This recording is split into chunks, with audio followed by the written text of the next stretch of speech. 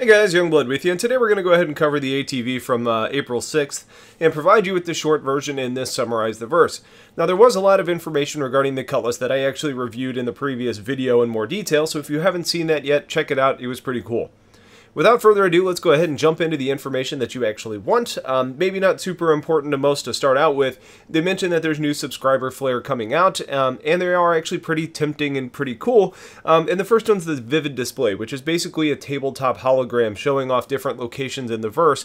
Some examples would be like a ICC probe or Port Alizar, those types of things, as well as some wall displays. Now the shop system in the background to that is actually under construction, and they're now piecing together outfits and displays in stores. Before, you could only end up buying the whole outfit that you saw on the mannequin, but now they have it in place where you can actually get things one by one, say I want this hat or I want that shirt, or you can end up bundling it together and getting it for a cheaper price. The animation team's done a ton of motion capture work for flying the new stick concept, sitting at a bench, eating, and doing a lot of other things. And they're also taking that information and working with the other studios to put this behavior into the NPCs and to make it more advanced in their overall capabilities.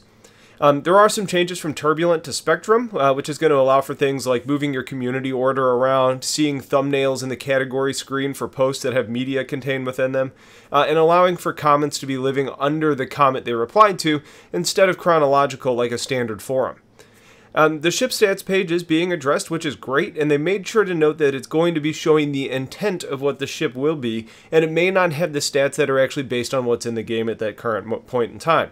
Now, I hope they play that card only when it's really needed, because if it's too often, we're going to be kind of in the same place that we're in today. We did get some really good information about surface outposts, and they were really far along compared to what I expected to see. They're focusing on modularity with these bases so they can connect to each other and making the placement of them a little bit easier at the end of the day and speed up the process of getting them into the engine. They ran into some issues with bases having flat bottoms because of the terrain, so they were clipping through the terrain. So they now have a dynamic system in place that's going to address uneven surfaces by adding legs of variable length to the structures, as well as things like ramps, ladders, and elevators. They're going to continue to add new materials and different types of structures so they don't always look the same. They're basically going to be familiar but not identical, and things like weather and age of assets are going to create some unique look and feels based on the environment. The animation seemed to already be in place, and since we actually had footage of a character in engine running around on a base with working doors on yellow surface, I'm getting pretty excited that 3.0 might be closer than late summer.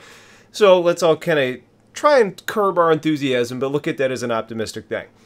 So that's the short version of Around the Verse. If you guys have questions, let me know. Otherwise, stay tuned for more. Have yourselves a wonderful day, and take care.